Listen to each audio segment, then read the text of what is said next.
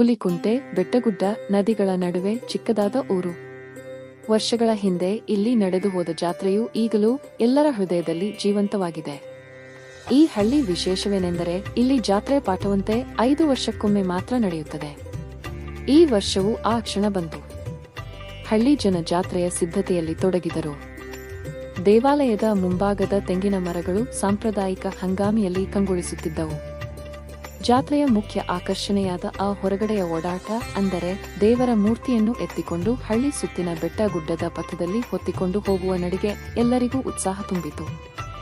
ಮಕ್ಕಳು ಹೊಸ ಬಟ್ಟೆ ಧರಿಸಿ ಮಾವಿನ ಸೊಪ್ಪಿನಲ್ಲಿ ಜುಗಾರಿ ಆಟ ಆಡಿದರು. ಹಳ್ಳಿ ಪಾಕಶಾಲೆಯ ಮಹಿಳೆಯರು ಹುಳಿ, ಪಾಯಸ, ಹೋಳಿಗೆ ತಯಾರಿಸುತ್ತಿದ್ದರು.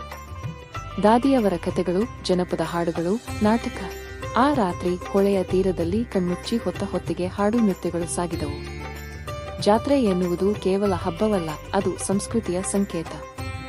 ಹಳ್ಳಿ ಬಿಟ್ಟು ಹೋದವರು ಕೂಡ ಈ ಜಾತ್ರೆಗೆ ಮರಳಿ ಬರುತ್ತಾರೆ. ಒಮ್ಮೆ ಹಳ್ಳಿಯನ್ನು ಮತ್ತೆ ನೋಡೋಕೆ, ಹಳೆಯ ನೆನಪಿಗೆ ಮರುಜೀವನ ನೀಡೋಕೆ.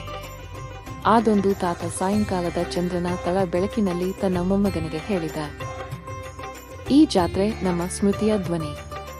ಇನ್ನು 5 ವರ್ಷ ಕಾಯ್ಬೇಕಾದರೂ ಪರವಾಗಿಲ್ಲ, ಆದರೆ ಇದೊಂದು ಹಬ್ಬಕ್ಕಿಂತಲೂ ಹೆಚ್ಚು. ಹುಲಿಕುಂಟೆಯ ಜಾತ್ರೆ ಕಾಲ ಮೀರಿ ನಡೆವ ಸಂಸ್ಕೃತಿಯ ಒಂದು ಉತ್ಸವ.